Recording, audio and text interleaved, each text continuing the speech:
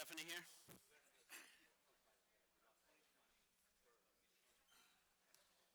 Good afternoon, everybody. Thank you for being back. Sorry we're starting a little late. The meeting will come to order. Stephanie, please call the roll. Here's Stephanie. Stephanie, please come in. Well, we're not starting without Stephanie, so that's a good, whoever wanted delayed. Okay, thank you.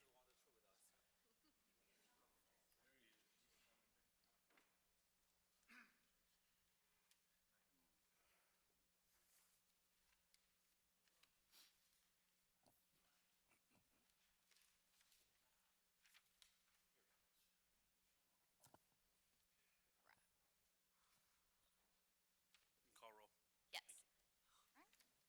Mr. Ballard? Here. Mr. Perry? Ms. Duplessis? Here. Mr. Anderson? Here. Mr. Angel? Here.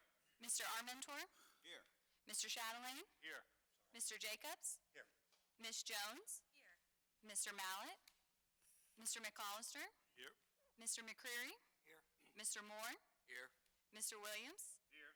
Mr. Yarborough? Here. Mr. Faircloth? Here. Chair, you have quorum. Thank you, Stephanie.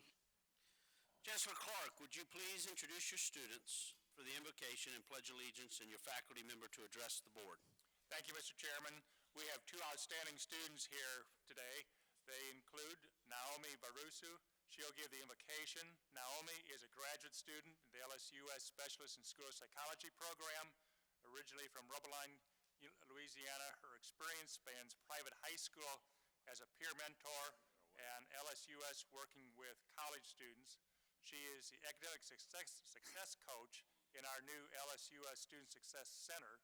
She has held multiple leadership positions on campus to include Secretary of HI and National Association of School Psychologists Student Leader. She is currently a member of the National Association of School Psychologists and Louisiana School Psychological Association. Our other student will be doing the Pledge of Allegiance, and it's Chris O'Beirne. Chris, is from Shreveport and is currently a junior student at LSUS, majoring in accounting. During his years of attendance at LSUS, Chris has been involved on campus in many situations of leadership. He's held multiple positions, including Student Government Association Senator, Association of Student Accountants, and active participation in the Spring 2017 Career Fair. I'll introduce Dr. Salvatore when they conclude. If the students will come forward, please. The invocation first, please.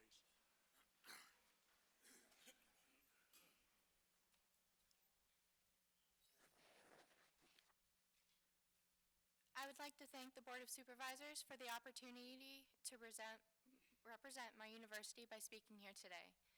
As you work together on behalf of all who attend, I'm sorry. Go ahead. Oh. I'm sorry.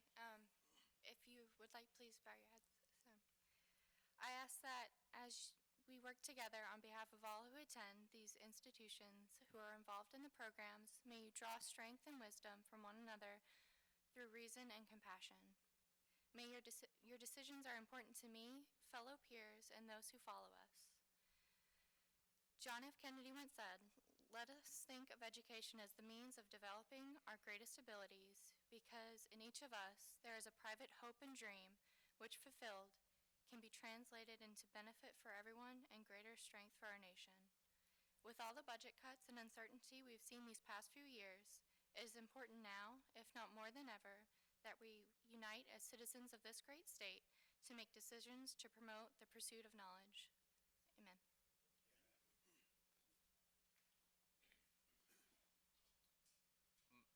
My name's Chris, and I'll lead the Pledge of Allegiance. I pledge allegiance to the flag of the United States of America and to the republic for which it stands, one nation, under God, indivisible, with liberty and justice for all.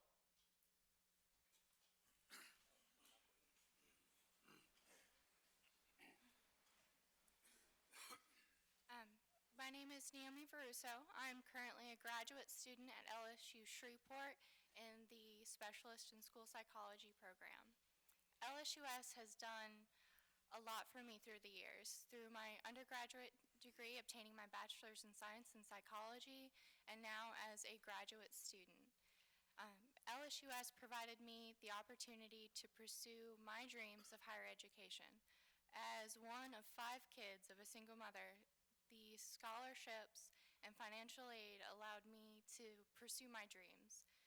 So the money brought me there, but it's the faculty that really made me stay. Their support and encouragement and just telling me that I can do whatever I want to really inspired me to be my best self. Um, and so now moving forward, as I go towards graduation, it's my hope to go out into the public education system as a school psychologist and make sure that all students who want to succeed or have a dream to chase have the tools, support, and have somebody in their corner to ensure that they can achieve their goals. Thank you.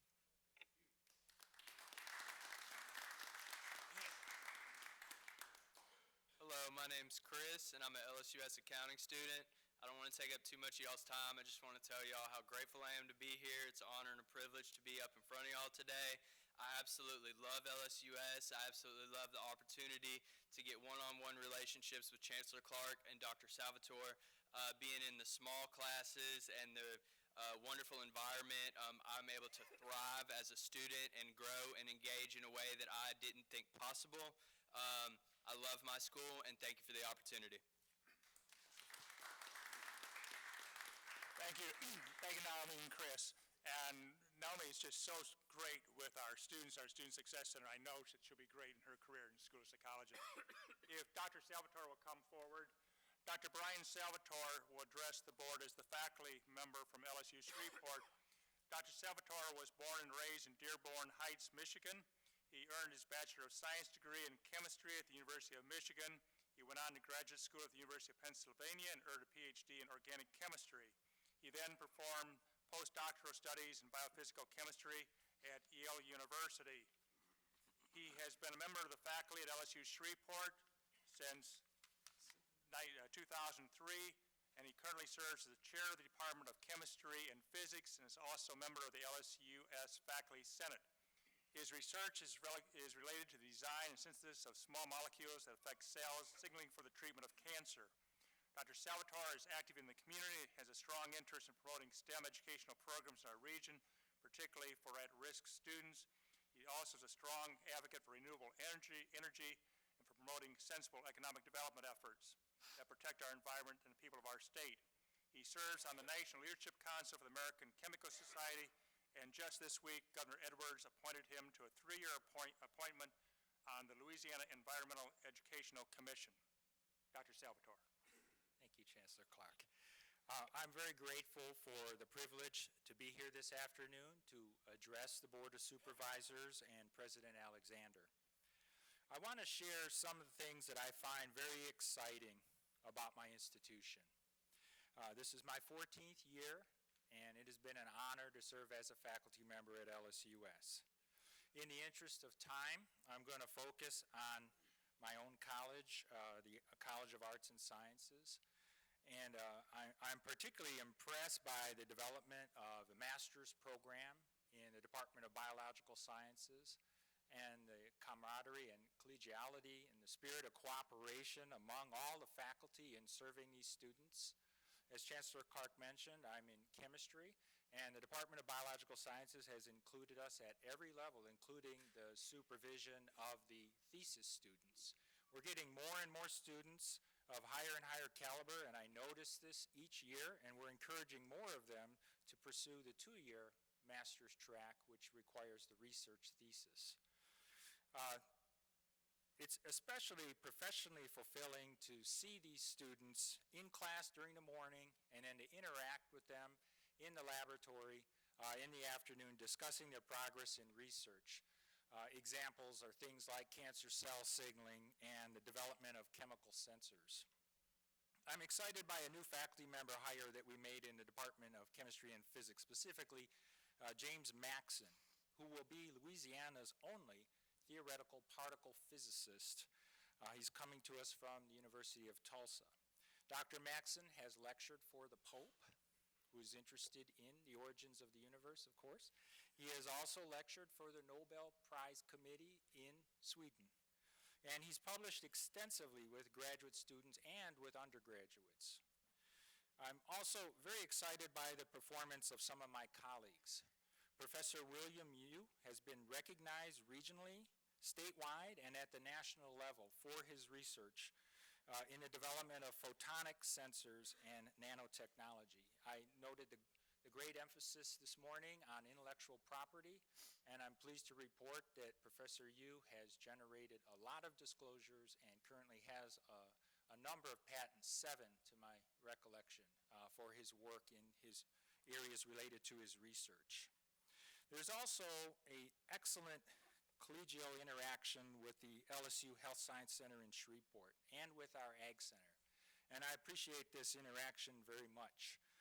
Bioinformatics, for example, at LSUS is contributing significantly to research efforts at the Health Science Center, capitalizing on the impact of big data and the computer visualization of data and ideas.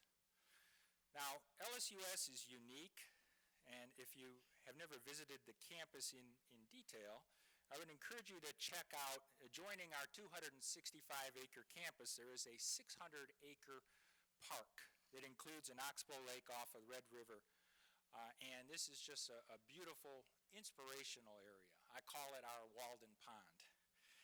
It's currently being transferred from the city and the state to the U.S. Department of Wildlife and Fisheries, and will be part of the Red River Wildlife Refuge. And I look upon this as very favorable due to the track record of this wildlife refuge in our area. I believe that this is going to greatly strengthen our Red River Watershed Institute and academic opportunities in our environmental science area. Now, I'd also like to take this opportunity to provide some constructive feedback. My colleagues and my students know that I often like to offer perspective for growth and improvement in every area. One thing that I really take pride in as an LSUS faculty member is having my finger on the pulse of the feelings and the needs of our community and our entire region. And I think I've demonstrated that I really care about our region. Chancellor Clark mentioned the Aspire program. Also, I partnered with the citizens in the region around Camp Minden to stop what would have been the largest open chemical burn in the history of the U.S. military. And we identified a safer option, and we saw that through to completion. And all that M6 propellant is gone, fortunately, safely. I'm also the father of a 16-year-old high school sophomore at Caddo Magnet and her elaborate social network of friends. And I'm in touch with where they're thinking about going to college. And LSUS is about to celebrate its 50th anniversary. I think there's something significant to be gained in branding and terminology. I would ask the system to forego the use of the term branch campus in the future and instead use the term comprehensive regional university. Why? Because I perceive this to be as the preference of my fellow residents in Northwest Louisiana. And I ask you to look at other successful regional universities around the country for inspiration and guidance. The SUNY system, the Penn State system, and in particular right now a very interesting development is the University of Nevada, Reno, in which the Reno-Tahoe Industrial Park is set to become the largest in the world, okay, with the likes of Tesla and Amazon and other large technology companies. These regional institutions are true engines for economic development, and they're also engines for the amelioration of poverty. And these two goals should be foremost in our mind. I think they're the most important goals for an institution like LSUS. So we need the support and the recognition and the resources to accomplish these goals. And what I would recommend to the system board is to try to leverage that local support with your support. Financially, marketing, coordination of foundations, perhaps a joint bond offering. That's how you get the support of our region. And that's the way that we can work together to build the LSU system. Thank you. Thank you, Dr. Salvatore. Thank you. Very good presentation. Thank you, Chancellor Clark. If the board will permit me, I would like to take item number 8, committee reports, out of order.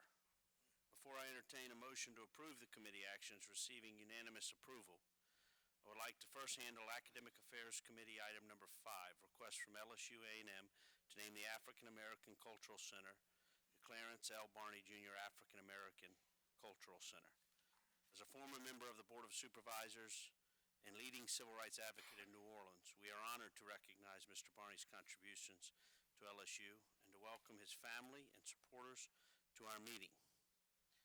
At this time, I would like to ask Board Member James Williams to handle this item on behalf of the board. James?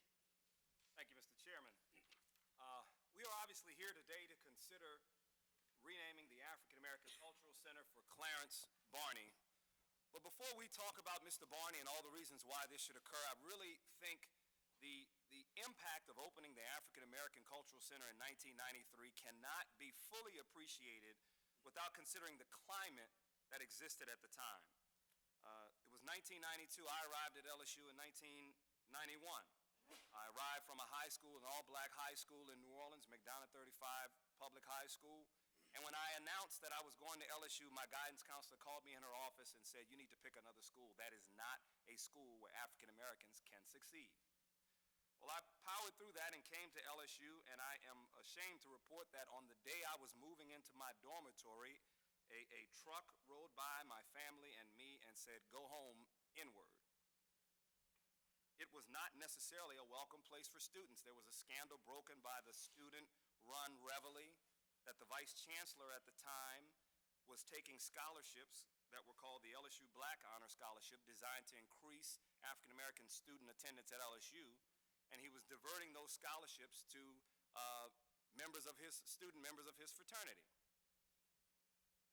In the April of 1992, and perhaps the single event that led to opening the center when it did, when 4 police officers were acquitted in Los Angeles in the beating of Rodney King, there was potential unrest on campus, and the students sought a place to congregate to talk about how to plan a peaceful protest. At the time, there was no building on campus except for one fraternity house by one African American fraternity, Alpha Phi Alpha, was the only building on campus controlled, if you will, by African American students, and that is where we met. After those demonstrations, or incidentally during those demonstrations, proving or demonstrating that there was no one on the campus at the time who could speak to the African American students, Cleo Fields and John Michael Guidry were called to the campus to address the African American students. This lack of a safe space to discuss issues of importance to African American students led for a renewed push for an African American Cultural Center on this campus. There had been no such building or facility since the 70s, when LSU facilitated the creation of a Harambe House, and it closed shortly thereafter without university support.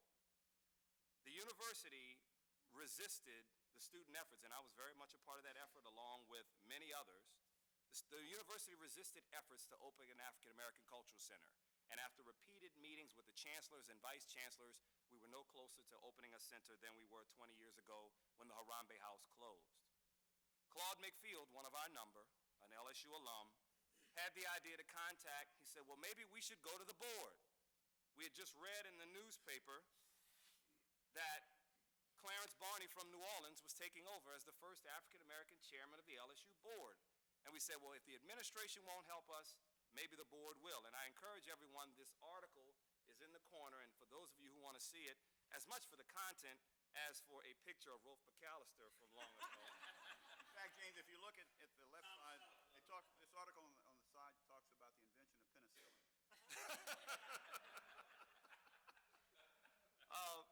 But once we learned through the reveille that Mr. Barney had been named chairman, we contacted Mr. Barney. And we explained to him the problems we were having. We explained to him the resistance of the university. And I'll never forget this. It's one of the most vivid evenings of my life. Mr. Barney met with the student leaders who were trying to open an African American Cultural Center, and he brought the chancellor and the vice chancellors and all of those who had resisted us. Mr. Barney showed such incredible passion and leadership that night, and he says, look, I've discussed this with the board. We all agree this is important. I cannot understand why the university is not supporting the students, but it ends right now. He says, I have the full support of the board. This center will open, and he proceeded to instruct, if you will, the administration to change course, give us a building, renovate it, furnish it, give a budget for a director, and the African American Cultural Center exists today because of Clarence Barney. Without that intervention, who knows where we would be. But on a personal note, I will also tell you, and this does have a point, I personally was headed in the wrong direction at that time and lost the scholarship I had to attend LSU. My family told me I had to come home back to New Orleans and go to the Army, and I was leaving LSU. I was done. Mr. Barney, upon hearing that I was going to have to leave college, made a deal with me. He says, if you bring your grades up, I'll give you one of my scholarships and carry you for the rest of your years at LSU. I did that. Made straight A's for the next 2 years of college. After making such poor grades, I had lost my scholarship. I went on to go to law school at Washington and Lee, and I sit here today on this board because Mr. Barney took a personal chance on me and also inspired me to change the course of my academic life. So the takeaways, and I think I'm a trial lawyer, so I've got to group things in threes. There are 3 takeaways that I want us to all remember from Mr. Barney, and they all start with H. The first is honor. Today we honor the legacy of Mr. Barney and his family. We have Mr. Barney's wife, Marie Barney, here with us today.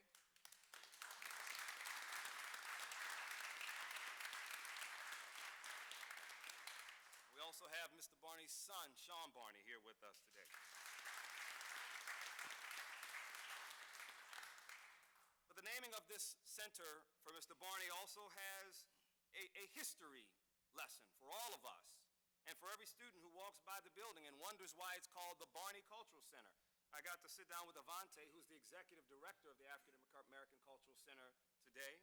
We met last night and talked to him about some of this history, and he was pleasantly surprised to learn it. So naming this center for Mr. Barney will encourage us to tell that story, to tell that history, because Mr. Barney's history and his efforts are an important part of the fabric of this university. But finally, we learn from Mr. Barney hope that what we are doing as a board matters. That when the governors appointed us to this position via the authority of the Louisiana Constitution, Article 8, Section 7, which establishes this board, we can look to Mr. Barney's example and realize that we have hope that what we do will matter, that small things we do today will have a lasting impact on the university for the future, and that the board serves as the conscience of the school. That even when the school is maybe not going in a direction that the conscience thinks is appropriate, that we can collectively, from our diverse backgrounds and experiences, come together and find a solution that is for the good of the school. The actions we take as a board can benefit the university as a whole, and an individual student, like what Mr. Barney did, benefited me. I would like to thank, first of all, Chairman Ballard, who, like everyone on this board, was incredibly supportive of this effort. I would like to thank everyone on the board, those who served with Mr. Barney and those who did not but honor his legacy in making sure that this became a reality. I would like to thank President Alexander, who showed leadership in doing what we are here doing today and making sure that everyone understood the legacy of Mr. Barney and appreciated the need to do this. And I would also like to thank Derek Riveras, who nominated this action before the naming committee and took the proverbial ball, if you will, and ran with it on the university side. This is not just a naming, and it comes at a time when we're about to celebrate the 25th anniversary of the opening of the African American Cultural Center. Today we have with us a group that didn't exist back then, the LSU National Diversity Advisory Board. We have members of the board who have come here today because they understand the importance of what we're doing and how it contributes to the overall diversity of the school. We have Mr. Tracy Porter with us. We have Jyrek Sims. We have Katrina Dunn. We have Rod Teamer, who for whatever reason isn't sitting with everybody else. And Terry Broussard, all members of the diversity board who came to see this.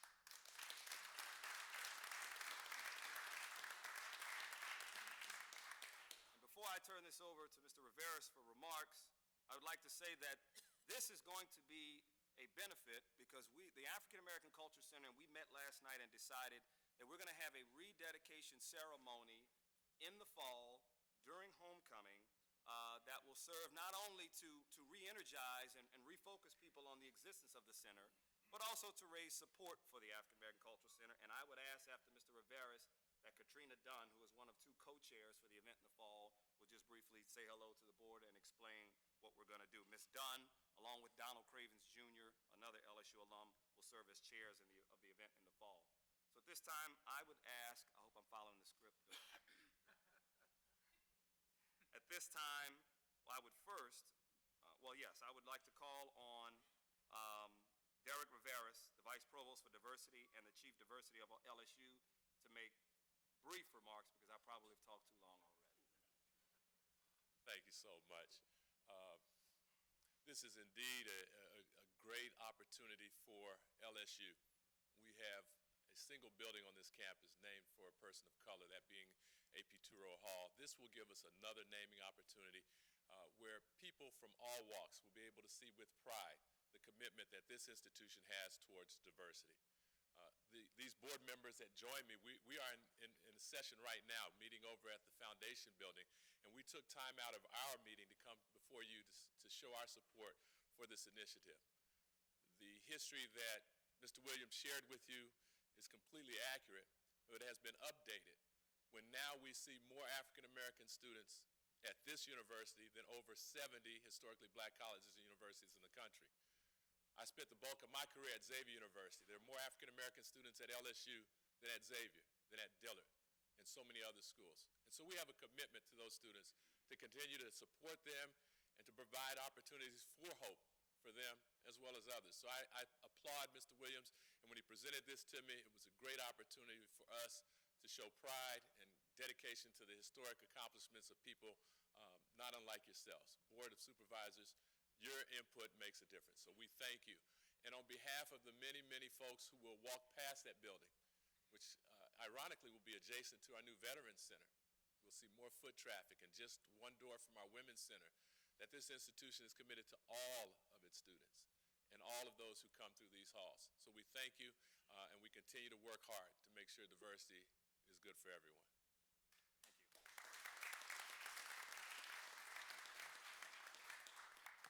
Ms. Dunn?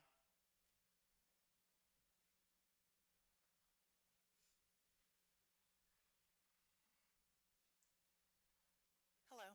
As an LSU graduate who was here at the time when we didn't have a cultural center and ended my year when we were able to have one by Clarence Barty, I am honored and privileged to be able to chair the event this fall, celebrating and rededicating the cultural center. As a board member of the Diversity Board and LSU AP Turo board member, I was extremely happy when Mr. Williams called and said, would I chair this event with Donald Cravens. I look forward to working with you guys in the fall.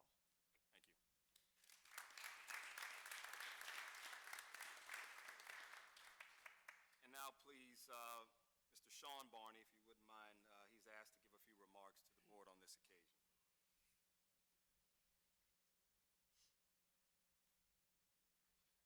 Thank you very much, Mr. Chairman, James, members of the Board of Supervisors, all the folks that are here. On behalf of my mother and I and our entire family, we're immensely grateful for this honor and this recognition of Clarence Barney's service to the LSU community. LSU meant a lot to you.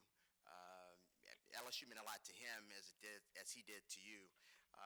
My father was very proud of the tenure that he served as chairman of the board. He believed in a couple of things. Not only did he believe in the power of education, but he believed in the power of institutions.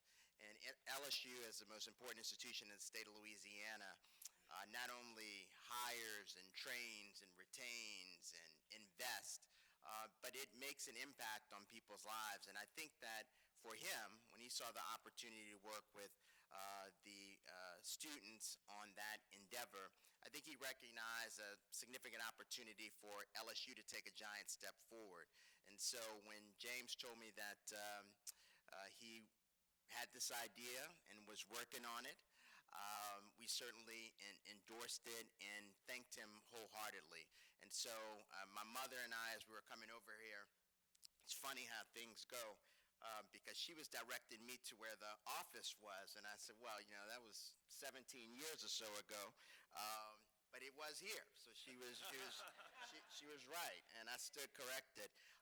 But it is fantastic. It's funny, we were also reminiscing a little bit and recognized a couple of the names, McAllister and Jacobs and Cusimano and Laura Leach and a lot of the folks that he served with, and also on the administrative side, you know, Merv Trail and Greg O'Brien, a lot of the names. And what that meant for me was he was really enmeshed in the business of LSU on a regular basis, because those are names that I did not know. My mother would be up here at the board meetings, but he really cared passionately about the institution, about its leadership, and the opportunity that the university had, I think, to really chart a course for the state of Louisiana. So unfortunately, my wife had a conflict but couldn't be here, but we look forward to our entire family joining in the fall. And we really, really want to thank the LSU family for this opportunity, the recognition, and for really honoring the contribution that he made to the university. So thank you very, very much.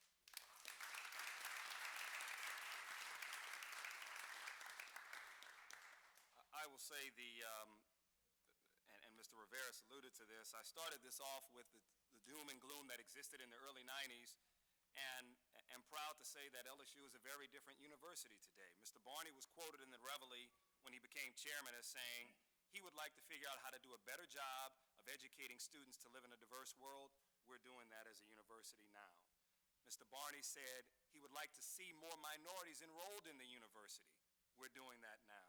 So the vision and hope of Clarence Barney has been realized today, and it serves as an inspiration to all of the board members to keep fighting the fight and doing the good work we do. Thank you very much, Mr. Chairman, for giving me this opportunity. This concludes our remarks, and I would hand the matter back over to you. Thank you, James.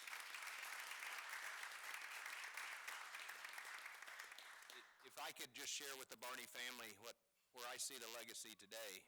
The legacy today is that this past fall was the largest African-American enrollment in the history of LSU was this past fall. Last spring was the largest African-American graduating class in the history of LSU. In fact, our African-American graduation rate is 27 points above the national African-American graduation rate in colleges and universities. That's quite a legacy. And I just congratulate you, because we wouldn't be able to read those statistics and tell you these facts without your father and your husband. Thank you.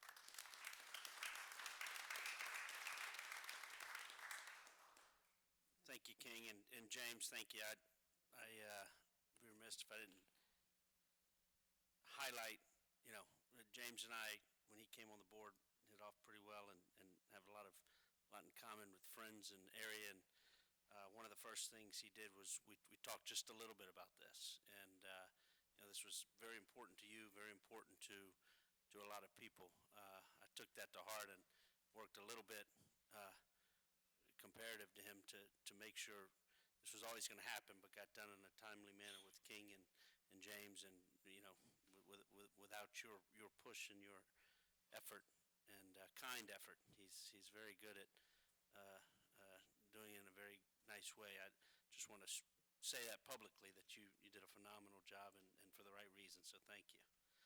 I also give a shout out to your nephew, Wilbur Gilmore, who my brother grew up playing ball with, who was a great linebacker at Tulane who we played with, who I sent that picture of us just now. He's very proud of you and says, sends his love to both of you. And so, having said that, James, I will accept your motion to approve the request. Is there a second? Second. I'm going to go with Ann. It has been moved and seconded to approve the request to name the African American Cultural Center after former board member Clarence L. Barney, Jr. All those in favor say aye. Aye.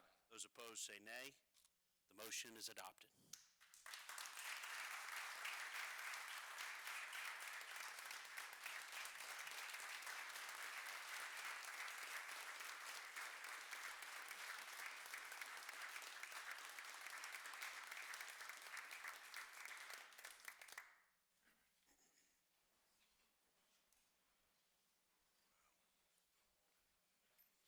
We will now take up other committee reports.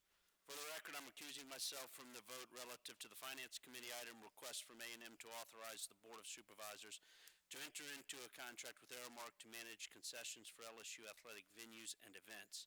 I therefore will hand the gavel over to Chair-elect Perry to act as chair for purposes of the next motion. Mr. Perry? Thank you, Mr. Chairman. I'll now entertain a motion, as is our custom, to in globo approve all of the committee actions that were unanimously approved this morning. So moved. Second. Mr. Perry, it's not in globo. I'm opposed to a 10-year period. I'm satisfied okay. with a 5-year period. Well, the in globo means all of the committee reports. It wasn't. Well, that's why I'm that part. specifically, Okay, well, let's separate it then. We'll entertain a motion to approve all the committee actions other than the request from A&M to authorize the board to enter into a contract with Aramark. So we'll entertain a motion to approve all of the other committee reports that were unanimously adopted other than that athletic concession contract. So moved. Second? Second by Val. Are there any objections to the adoption of that motion? Hearing no objections, that motion is adopted. The final is a motion to approve I believe it was the Finance Committee? The action of the Finance Committee this morning to authorize the board and the president pursuant to the approval of the vice chair, who has made a commitment to work with others on finalizing certain language, to approve and authorize the president to enter into a contract, to sign a contract authorizing Aramark to manage concessions for LSU athletic venues. Is there a motion to adopt? I'll move that. Mr. Anderson moves to adopt. There is objection by Mr. Jacobs to the adoption. Only as to the period of time. I'm satisfied that we have a solid group operating it, but I'm opposed to a 10-year period. Okay, so there is objection to the adoption of the contract. All of those in favor indicate by saying aye. Aye. And all of those opposed? Mr. Jacobs is opposed, and the motion is adopted. Mr. Ballard. Thank you, Vice Chair Perry. Next item is approval for the minutes of the board meeting held on March 17th, 2017, which was previously provided. Are there any questions? Is there a motion? Is there a second? It has been moved and seconded to approve the minutes of the Board of Supervisors meeting held on March 17th, 2017. All those in favor say aye. Those opposed say nay. The motion is adopted. We will now move to item number 4, personnel actions requiring board approval. Board, are there any questions? At this time, I will accept a motion to approve the personnel actions. Is there a second? First, second. First, second, Mr. Anderson. It has been moved and seconded to approve the personnel actions requiring board approval. All those in favor say aye. Those opposed say nay. The motion is adopted. At this time, I would like to recognize Dr. Kevin Cope. Would you please address the board on behalf of the Council of Faculty Advisors? Thank you very much, Chairman Ballard. I should say that earlier today, Chancellor Ollier asked me to make sure to lighten it up a little bit here, And so I'll observe it. It's always a little bit unusual to make a report after all the business is done, but the anticlimactic position of the faculty points up that LSU research is eternal and that we don't even have to worry about time. And with that having been said, I'll try to keep it a little bit short today. We've got three areas in which we'd like to report today. One on statewide doings, one on policy and infrastructure, and one on events. First, in the area of statewide doings, statewide spectacles, just a couple of days ago, the Association of Louisiana Faculty Senates, which is sponsored by Louisiana State University and its Sororo campuses, met on Chancellor Wong's LSUA campus. We heard a very interesting report from Dr. Andrea Ballinger, the new Chief Technical Officer at LSU, about the state of computing both in the present on our campuses and in the future. And in that context, I think we all learned the necessity of drawing together as a system, that we're now past the day when we can fix this or that problem on this or that campus. I think that we can very much look forward to such experiences as multi-campus authentication for faculty members, to the sharing of library resources, and indeed to an upgraded computational backbone. We want to complicate, don't want to complicate, we want to compliment Dr. Ballinger for her efforts and use this as an occasion to express our support to get back to not perhaps some of the implementation details, but the goals that were expressed in the old One LSU plan. It is the notion that we can, in fact, advance some of our mutual resources by sharing them. We also had another statewide meeting in which my colleague, Dr. James Robinson from LSUE, and who is also the chair of the Association of Louisiana Faculty Senates, managed to field a faculty panel for the Conference of Louisiana Colleges and Universities. This is a curious organization that over the years has had both higher and lower profile, but it too is an important vehicle in which LSU and its campuses can show leadership to the state in the area of not only the development of academic policy, but of relations among the various stakeholder groups, the faculty, the staff, the support personnel who make up our universities. And so I'd like especially to thank Provost Kobach. I think he's also known here as Provost Kubiak and Provost Kubak, and assortment of other pronunciations, but of course, you know, when the languages change, pronunciations change as well. At any rate, without levity, I'd like to thank Provost Kobach for supporting and at the last minute also sending an LSU delegation to the CLCU meeting in the hope of creating a real esprit de corps among Louisiana universities. I'm also pleased to report that the statewide faculty governance apparatus has assembled a committee to create a proposal for the governor's chief of staff. In one of our curious Louisiana 11th hour meetings on February 27th, immediately before his retirement, former Chief of Staff Nevers asked the faculty to consider serving on a statewide panel to provide direction for the future of Louisiana higher education. We subsequently spoke to Chief Nevers and a few others in state government, been asked to create a proposal as to how such a blue ribbon panel would work. That is still a work in progress, but it is work that is underway. Next area of this report, policy and infrastructure. I often think that the faculty would like to ask General Counsel Skinner to create a set of buttons reading "I love litigation," because we really do like it when the university takes litigative action that supports the life of the mind. And one of these newest bits of litigation is the now famous suit against Elsevier for its price gouging and other monopolistic practices in the area of academic publishing. We hope that that lawsuit succeeds, and we once again want to express, in this case, gratitude that America is a litigious culture and that our board is therefore very much part of America. We also, in a somewhat more puckish manner, asked one of our faculty Senate activists to conduct a survey regarding the faculty reception of Workday.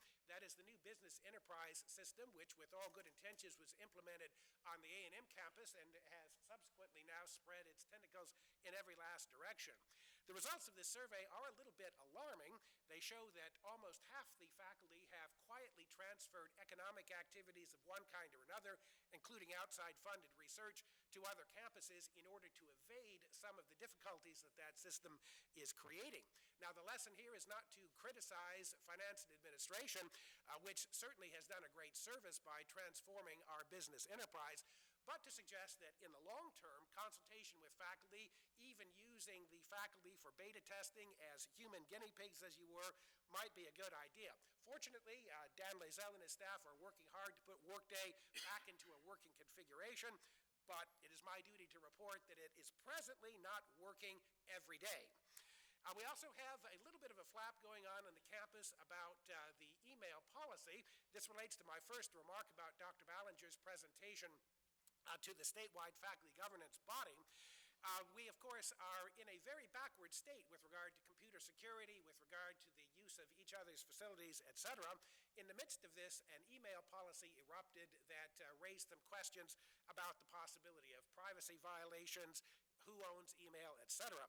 I want to stress that the faculty is eager to have some kind of policy that will make email and other communication systems safe for all of us, and that we are indeed satisfied with the efforts triangulating between IT services, Dr. Kobach's office, and faculty around the state.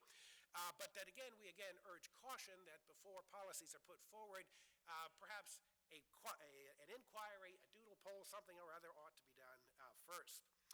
Finally, in the area of big events that are coming down the pike, I think everyone knows that we've had a little bit of a controversy about whether it is right or wrong to keep a captive tiger on campus. And indeed, I want to thank President Alexander for his recognition that even predators need love too. This is perhaps one recognition that even the President of the United States has not made. We have worked with Dr. Kobach and have a plan to have a campus-wide forum on the keeping of animals in captive or other human settings nationwide, worldwide. We expect that to go off in the fall. Unfortunately, this is a hot topic. We plan to do it in the spring, but many of the speakers whom we had projected are themselves held captive by busy schedules, so we're looking to do that in the early autumn. Two other big efforts with which we're happy. One is the rebranding effort that is going on at LSU. Again, under the Office of Academic Affairs, we have a high-profile consultation firm coming up with a new plan as to how to present LSU to its various audiences. And make no mistake about it, there are various audiences, not just student, staff, faculty, etc., but there are regions throughout Louisiana where there are still undiscovered life forms who need to be addressed. This rebranding effort, we hope, because it is very good, will eventually reach out to the other parts of the state and might itself also be an occasion to draw together the members of the LSU system, both the campuses and the individual persons. Finally, another good initiative that is coming out of the LSU system office, or the University Central Administration, I should say, is the work of the Commencement Atmosphere Improvement Committee. For too long, the commencements in and around Louisiana have been, shall we say, festive experiences with very little academic presence. Commencement is the sacramental presence of the university in the community. Ashley Arsenault and many of her team members have done their usual bang-up job in organizing this committee to consider how we might make the commencement a better statement about the character of the university. And with that, of course, we have to think about what the commencement really means. I think the faculty who regard themselves as one faculty, not only as members of LSUE, LSUA, LSUS, but as one faculty commonly united around the great epicenter of Louisiana in the pursuit of the life of the mind, regard commencement as indeed one single indivisible and inviolable act across the state by which the young people, and sometimes not so young people of the state, join the fraternity of the educated. So I hope that we will see another iteration of the Commencement Atmosphere Improvement Committee as we talk about creating events in the week preceding commencement, around commencement, that tell the community what this university and its member universities are all about. So I'll open the floor to questions. There usually aren't any. If there aren't any, I'll sit down and thank you and wish you a happy spring day. Mr. Ballard, can we just take a moment and recognize how impossible that was? He just spoke for 10 minutes without taking a breath. Without stumbling, it was stream of consciousness, but it was, I found you. I already texted Dr. Ollier to have research done on this.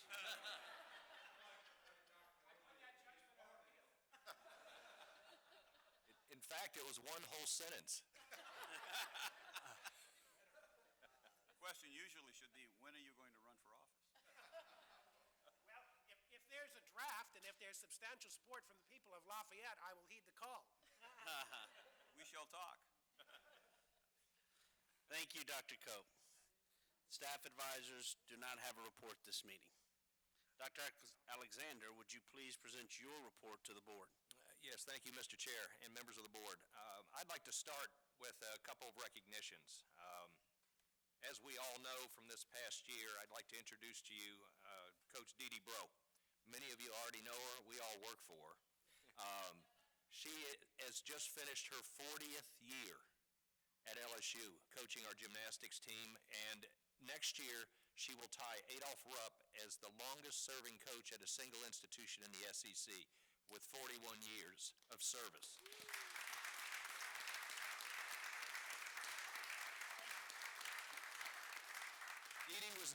Coach Bro was named National Coach of the Year, and her staff were the National Coaches of the Year. And our Lady Tigers, that drew about 13,000 per match in the PMAC, sold out arena. Felt like a Taylor Swift concert every time we were home. We were national runners-up and took second by a small fraction. The Lady Tigers had the highest finish in school history in NCAA gymnastics during the championship. So having completed the best season ever in your 40th year, we wanted to honor you, Coach Bro, and your team and your assistant coaches and your whole program. And we wanted to recognize you today. The trophy that they received is over there for your viewing, and I'd like to turn the floor over to you, Coach Bro. Well, first of all, I'm humbled, and thank you very much. 40 years is a very, very long time, but I can tell you for sure the last 12 have been the best. It has been an uphill battle, and I applaud you, the gentlemen and the ladies that were on this board that approved the incredible training center that we now have on this campus. It's the finest in the world. Joe Oliva has afforded us to have the finest staff of any staff in the country. This university, the quality of education that our student athletes are receiving, has offered us the opportunity to recruit some of the finest student athletes on this campus. And I'm very proud to learn that we have a 27% graduation rate for our African American students, because that's a statistic that we can recruit with. It's 27 points higher. Higher than anyone. 56%. Well, I was going to get the correct statistic So from it is you, but that is a recruiting tool that we can certainly use. But I just, it takes a village, and every part of every university's athletic program has to have a tremendous amount of input from the administration and all of the people that work to support us. Our branding effort, our sports information effort, our training and medical staff, our strength coaches, our nutritionists.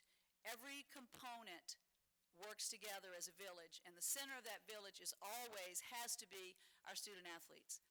On this campus, the gymnastics team takes that to heart, and I mean seriously to heart. When they step out on the floor, they represent LSU. It's about bringing what glory they have, first of all, to their God, second of all, to their university, their family, and lastly, to themselves. So I want to thank you so much for the support and the enthusiasm that everyone in this room and on that board has shown towards the gymnastics program, and to me and my staff. So I applaud you. Thank you very much.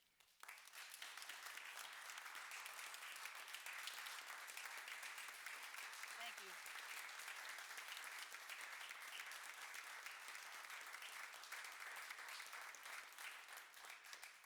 And I know Eddie's sitting in the back, and I know he wants me to say this, and he's going to write it down, because every time I say it, he says, I need you to send that to me.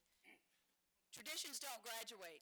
What our kids accomplish stays here. Those are traditions that stay at LSU. They take their memories, they take their awards, sometimes they take trophies away. This gymnastics program has lived in tradition and has created tradition, and I'm proud of that. Thank you.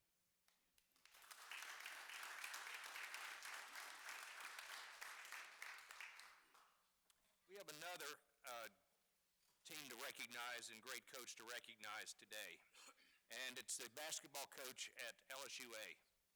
Under Coach Larry Cardero, the LSUA men's basketball program over the last 3 seasons has been 86-8, and he has led the team to a 91.5% winning percentage, 3 Red River Athletic Conference championships, made 3 trips to the NAIA National Championship and in the Final Four this year. He is the winner of several Coaches of the Year award, including Red River Athletic Conference, Louisiana Association of Basketball Coaches, Louisiana Sports Writers Association, and National Association of Basketball Coaches. He has had 4 NAIA All-Americans. At home in Alexandria, LSUA is 40-0 and 39-0 in the fort. 1-0 in a game that we saw in the Coliseum that a number of our board members joined us at, with a crowd of about 3,500 to 4,000. He's held exhibition victories over Northwestern State, Southeastern Louisiana State, as well as Nichols State. LSU A was ranked number 1 NAIA in the top 25 coaches poll in 11 of the last 16 polls. They've been on a 35-game winning streak this year, 46-game regular season winning streak, and 53-4 in the Red River Athletic Conference. Coach Cardero, congratulations on a continued job, excellently done, and caught the attention of this board certainly this year and the attention of LSU fans everywhere. Dr. Alexander, Board of Supervisors, Chancellor, Chairman, the only thing easy following Coach Blow is the microphone was already at a good level for me. I am a basketball coach. I spoke to a group of kids in a small city of LeCount, Louisiana on Tuesday. And before I even got started, I walked out of the gymnasium, and about 30 seconds later, I walked back in. And they were like, and I don't have to say a word to kids. Your actions speak louder than your words is the message I wanted to get across to them. Regardless of your race, your height, you can accomplish mighty things if you give glory to God, if you have a good education, as I earned here at LSU with my undergraduate in accounting and my master's in sports management. I tell people I got 2 degrees in 4 years. That's how smart I am. But I'm a proud graduate of LSU, and I'm almost speechless and want to walk out of here right in front of you now because this is an awesome moment for LSUA and our basketball program to be able to stand in front of you and just to say thank you for your actions. Your actions allowed us to start a basketball program. And let me tell you the type of coach that I strive to be. A good coach can improve a player's game, but a great coach can improve a student's life. And I strive to be great, not coach of the year, but coach of the day every single day. And I just want to say thank you all for what you do for us at LSUA.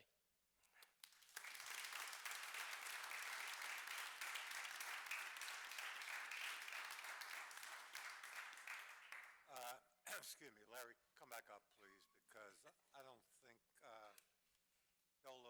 know a little bit about basketball, and I don't think I've ever been exposed to a coach that has a winning record like you do. 91.5%. That's your coaching career record? 3 seasons at LSUA. Seasons. 86-9. I wish it was 8, Dr. Alexander, but we did lose 1 game by 2 points in the Final Four. It's incredible. I know a lot of hard work went into it. Curious, where are your kids from? All over Louisiana. 95% plus of them are Louisiana high school graduates. We've gone to Alabama, we've gone to Houston, we've gone to Macomb, Mississippi. Other than that, the majority of them are from Slidell, from Lafayette, from Baton Rouge, from Breaux Bridge, from a few from North Louisiana. I'm from Ruston, so mainly Louisiana to answer your question. That's tremendous. Job well done. Thank you. And we appreciate Absolutely. it. Larry, don't sit down yet. Don't sit down yet. I would just add to that, and absolutely a fantastic job. And I think, as we all know, LSUA is on the move. Enrollment's growing. Great things are happening.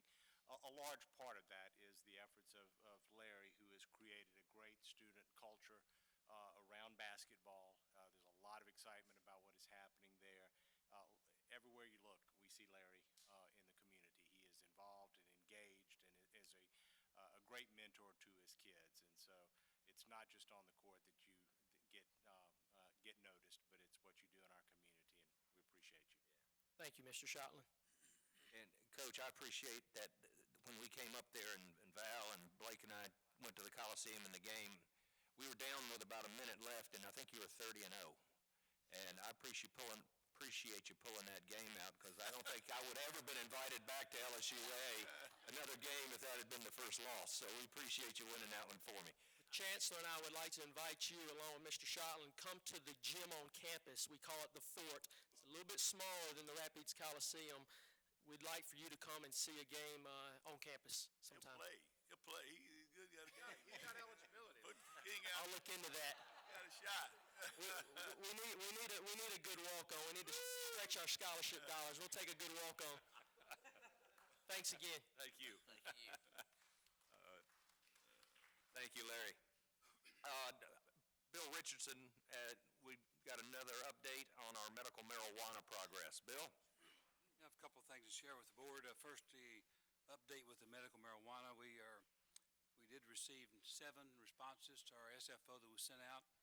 Procurement, and I want to compliment the procurement on campus. Sally McKechnie, Janet Ledoux, and Michelle Montero.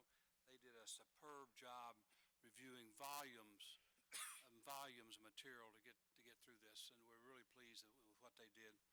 We have 4 of those. 3 were eliminated. We have 4 final groups we're looking at. We're in the process now of doing the preliminary scoring. That'll occur May 8th and 9th. On May 23rd and 24th, they'll be making oral presentations to the committee. Somewhere around June 5th, we'll do a final selection and a notice of intent prior to the June board meeting.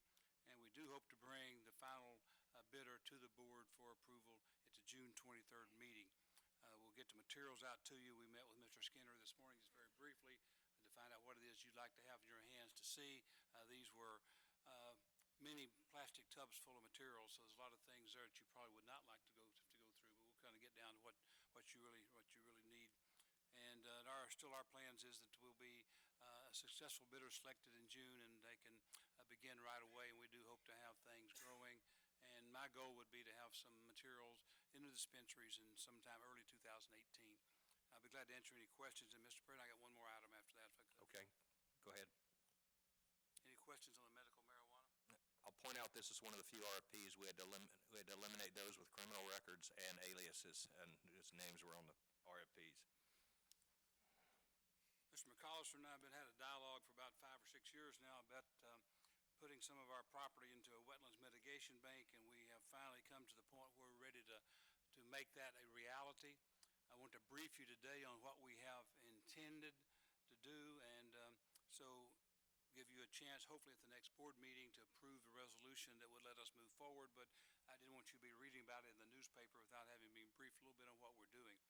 Over the period of the last several years with the budget cuts and so forth, we've had to eliminate a lot of programs and a lot of opportunities. One of the areas that happened was with our beef cattle work at the St. Gabriel Research Station down in Iberville Parish. And as you might know, we have a beautiful piece of property there that borders the river, also backs up to the Spanish Lake area and to the Dixon Correctional Institution there. It's been determined we've got about 1,000 acres. And if we can get the slide up where I can see it.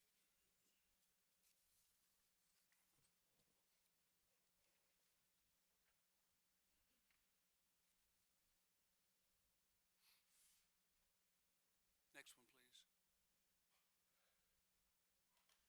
Hope you can see this. We have about 1,000 acres there that fits in. You can see the river down to your far left-hand column.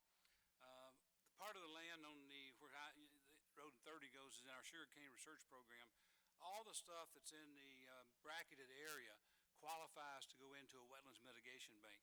And in that particular watershed, those mitigation points are quite lucrative. What we're going to come to you with is a plan to create a mitigation bank and to put this property in that wetlands mitigation bank with the proceeds going into a restricted fund that can be used to support the research and educational programs of the LSU Agricultural Center. That piece of property then becomes a biological laboratory. As a board, you will still own the property. I just can't farm it. I can't put cows on it. We can't graze it. We can walk across it. But we can put it back into trees. And so our Renewable Natural Resource Program is excited to have a 1,000-acre outdoor biological laboratory that we can develop over the next decade or two. And so This is just a preliminary report of what we're trying to do. We've spent more hours than I would like to think trying to get through this. We're ready now to begin the process. As we just talked with the medical marijuana of issuing an SFO for this.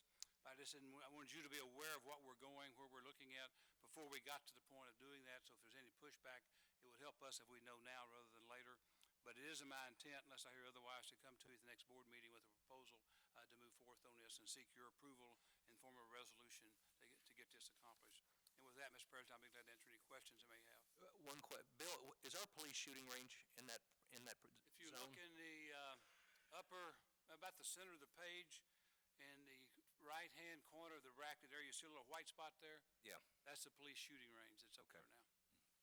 I'd just like to say, Dr. Richardson, Chancellor, your persistence is much appreciated. I know you've been working on this a long time, but I think the potential and the rewards to LSU and the Ag Center could be excellent and awesome. That's taken longer than we expected, Mr. McCollister, but I think we're to the point now where we've got something sound that we can go with, and I feel very comfortable with the proposal we're looking at, so I look forward to bringing it back and discussing with you in greater detail. Fantastic. Thank you. Chancellor Oye has a very competitive announcement that, in a couple slides, we were in a national competition for a proton therapy center with 9 other states. It's a $100 million project, and I'd like him to explain exactly what we just acquired. Well, thank you. If we could just look up above here. Last month, Louisiana Economic Development Group came to New Orleans and explained that they had a company, Provision Healthcare, that was looking at 8 different sites across the country, primarily the southeast, to put a proton center. Charleston, South Carolina was one. Baton Rouge was an area. There were 2 potential sites in New Orleans. And after we showed them some of the local hospitality, and particularly showed them the new University Medical Center Hospital and the site that we have there, they decided that they would like to come to New Orleans and work with LSU and UMC to develop this proton center. This just shows what's happened over time. In the beginning, there was very few proton centers available. They've increased some since then. But if we look at the amount of cancer therapy needs, we're still 1,000 treatment rooms short across the country. It takes a while to do this and a lot of money. The need in Louisiana is specific. We can see here that there is overwhelming demand. This proton center will probably be able to handle about 1,000 patients, 900 to 1,000 patients a year, but there's still much more than that that's needed. And this is just looking at the New Orleans surrounding area. The particular proton therapy unit that we're developing, this company has proprietary rights on this.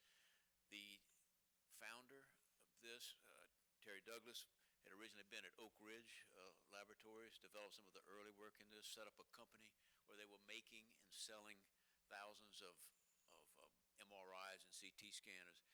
They sold that company for several $100 million and started this new company. They own the patents on the super fast magnet. They own the patents on this particular technology that allows this proton machine to be built cheaper, lighter, and with less cost to build the center itself. This particular center, we're anticipating, will cost about $100 million. It will be a joint venture between the LSU Health Science Center, LCMC, and the Provision Health. As you know, the site that the University Medical Center was built on is on land that was expropriated through the quick take ability of LSU. So the site for the University Hospital and for the VA Hospital was all done under the auspices of LSU. So we have that land. The timeline for construction of this is fairly rapid.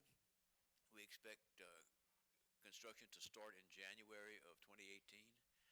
The completion of the building will be done in another year and a half. It takes a while to really get these machines up and certified, but they will start having patients come through and having physicians and all looking through tours on this about 6 months before we open. But the first patient should be treated in January of 2020. This is a fairly quite tightly. Yes, sir. Larry, just a quick question, and I can't remember from the previous slide, but it looked like 25% or so of the tumors would be proton eligible. What makes the eligibility? Let me talk to you a little bit about proton, probably more than you'd want to hear, but give you a little overview. People who have certain types of cancers, prostate cancer, brain cancer, particularly head and neck cancers, tongue, and so forth, primary mode of treatment of that is radiation therapy. Right. One of the problems about radiation therapy, conventional radiation therapy, is they're putting a beam across the tissue, but they have to go through normal tissue, and it goes out the other side through normal tissue. They try to rotate that around so that you don't just burn through the skin on both sides as it hits that tumor. It might be in the middle. The difference is that proton therapy doesn't do that. Proton therapy can be programmed to stop within the tumor itself, and the energy is released only where it stops.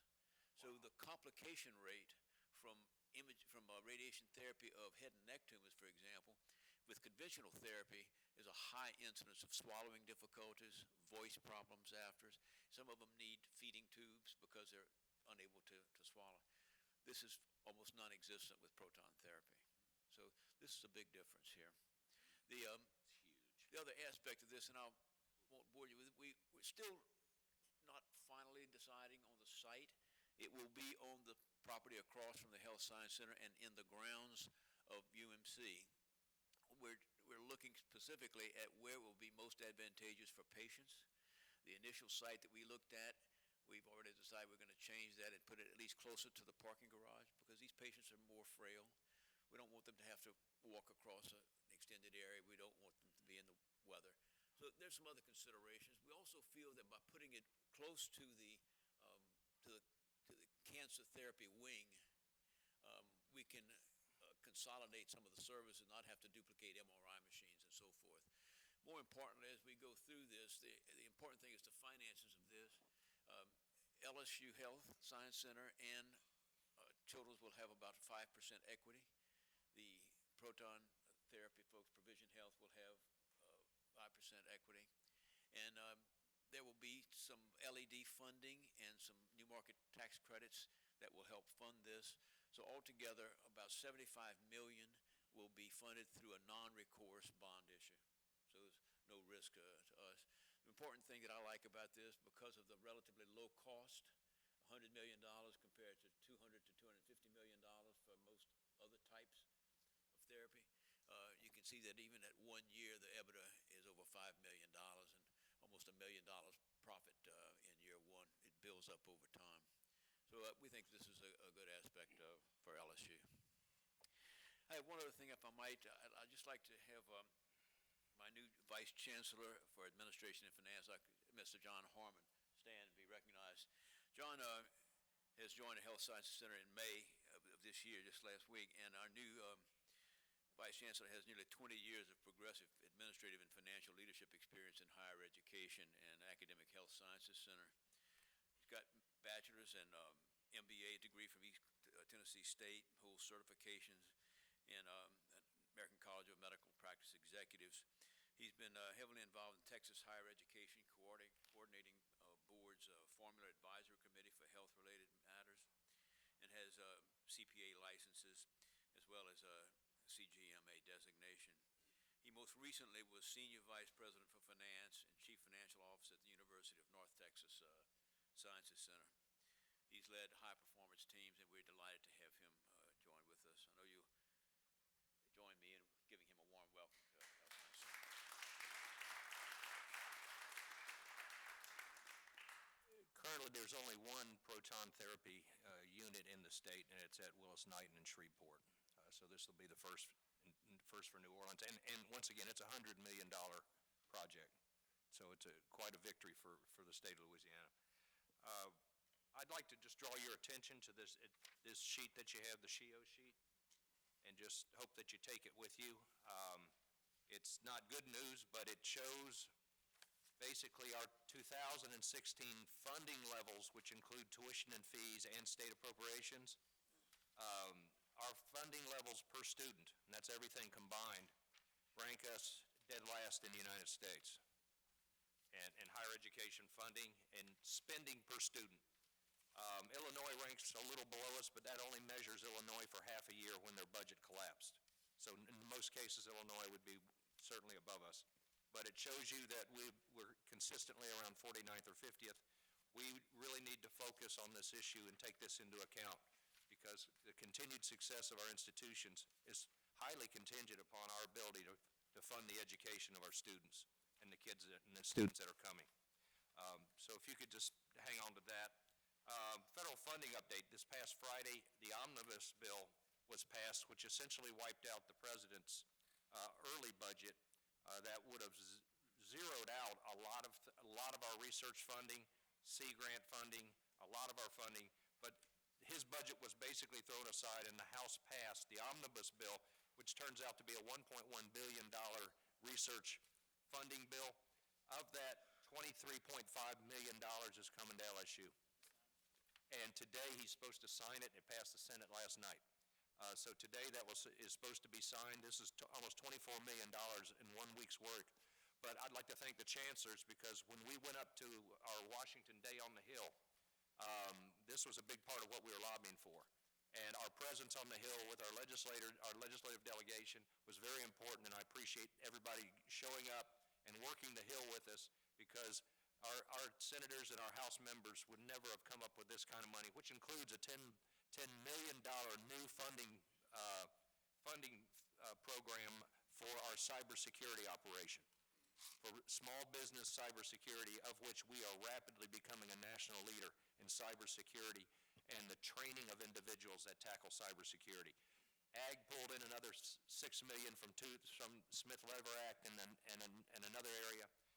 But I appreciate the work of the chancellors, the work of our lobbyists, but what's getting signed today is worth $23.5 million to this university. National Clearinghouse on graduation rates, I'd just like to repeat.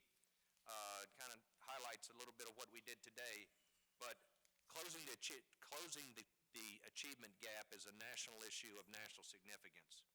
And I'm pleased to point out that our white students, compared to our African American students nationally, have about a 20% gap in the graduation rate. LSU is 11.9, and I'm sorry, that's for Hispanic students. The national average is 11.9, and our Hispanic difference is 6%.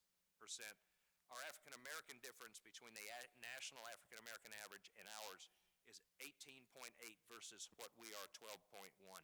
So we are making great strides, and also reducing the achievement gap, and also setting records with our graduation rates of all groups of students. We'll know more next week on how many new records we're able to break as more and more of our students are able to graduate. Having said that, Mr. Chairman, that concludes my report. Thank you, Dr. Alexander. Our next item is approval of reports. You were previously provided the reports for consideration. Are there any questions? Is there a motion? Motion. A second? All those in favor of accepting reports say aye. Aye. Anyone opposed say nay. The motion is adopted. Members, 3 of LSU's appointees to the University Medical Center Management Corporation are up for reappointment. You have previously been provided the bios for Dr. Harrell and Ms. Abell, who have served on the board since its inception, as has Mr. Bobby Yarbrough. All these appointees are being recommended for reappointment by the chair of the Board of Directors. Are there any questions? For the record, I'm recusing myself from this vote. I therefore will hand the gavel to Chair-elect Perry to act as chair for purposes of the next motion. Members of the board, we need a motion to authorize and provide consent for Dr. Alexander to recommend the reappointment of Mr. Bobby Yarborough, Dr. Byron Harrell, and Ms. Elaine Abel to the University Medical Center Management Corporation Board of Directors. Is there such a motion? So moved. Mr. Armenter seconded. I heard a second from Cynthia.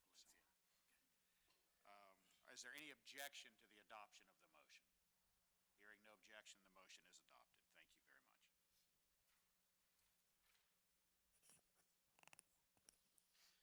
Thank you, Mr. Perry. You do a good job in that.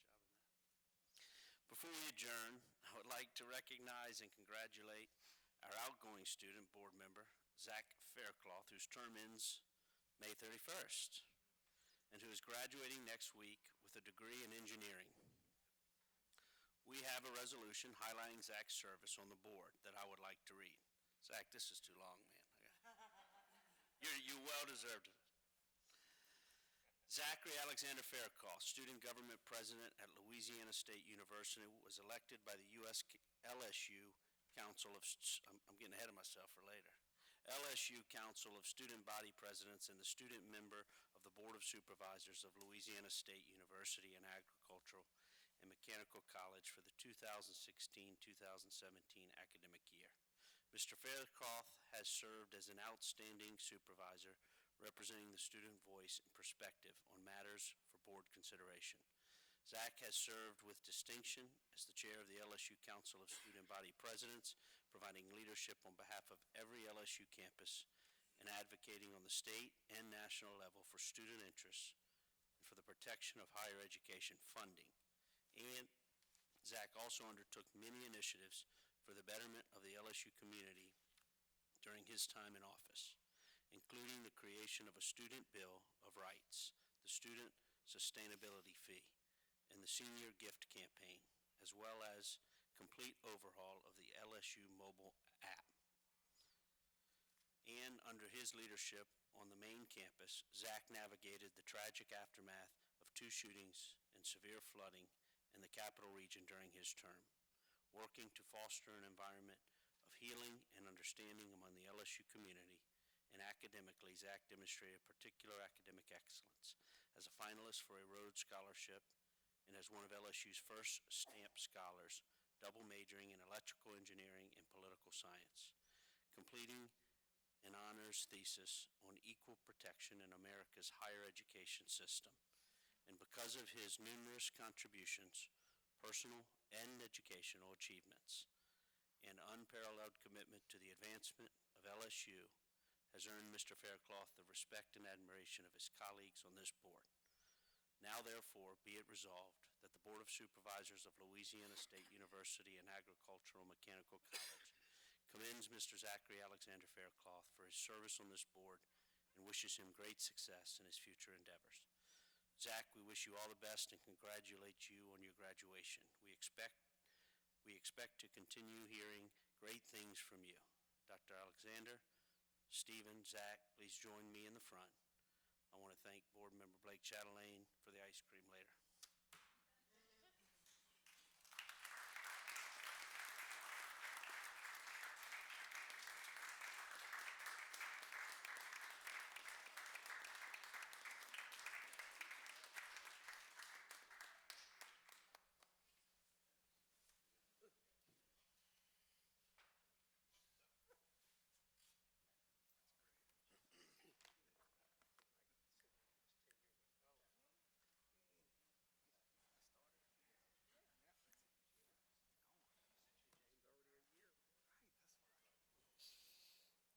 Zach, it's wonderful to see someone whose mind bridges science, technology, humanities, and social sciences. That's extraordinary.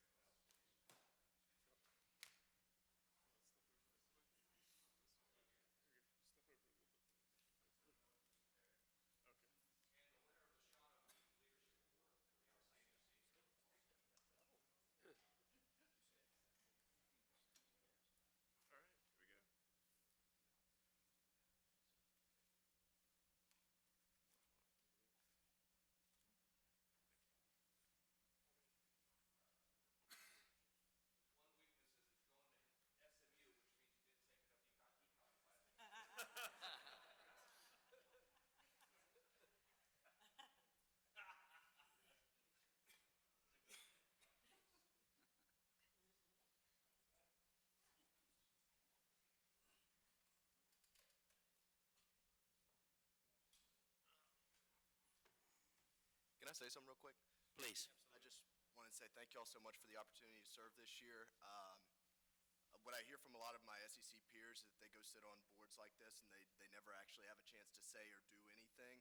I really value the mentorship that each of you have given me this year, and I really value the fact that the student voice isn't only just heard from me, but it's echoed by all of you and everything that y'all say and do and represent. And I really appreciate all of you for keeping the student first and making sure every LSU student has a great opportunity here.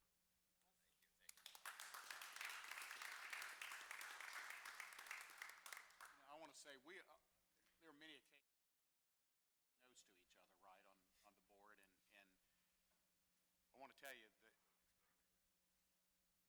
this young man has written some of the most thoughtful, beautifully constructed notes to us on matters that are very profound and very sensitive.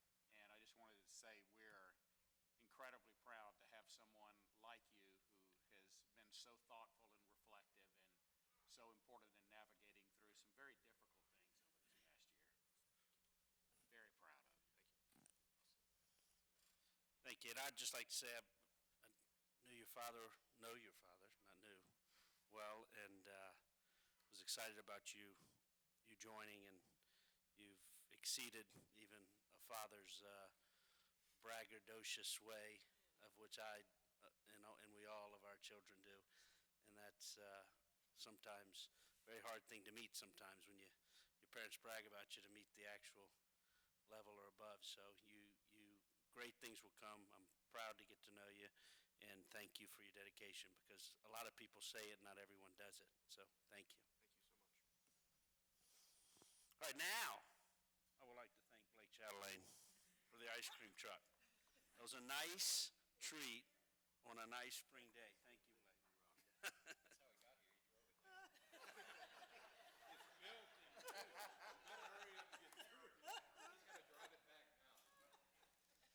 All right, before we adjourn, I want to congratulate Valencia and her husband, Jerry, on what we hope will be a future Tiger. And we got you a little something for late summer, since it's a summer baby. Ouch. Is it ice cream? I have one of those.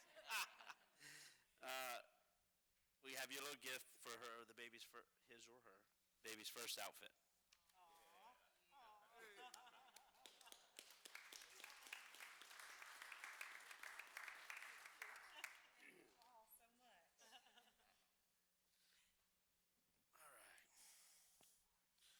them there's Kentucky Derby pie in the kitchen. Finally, the next board meeting will be June 23rd in Baton Rouge. So know that. There is Kentucky Derby pie in the kitchen, but so when I adjourn, everybody has to wait 30 seconds because I get to get there first. At this time, is there a motion to adjourn? A second. All those in favor say aye. Anyone opposed say no. The motion's approved. Good evening, everyone.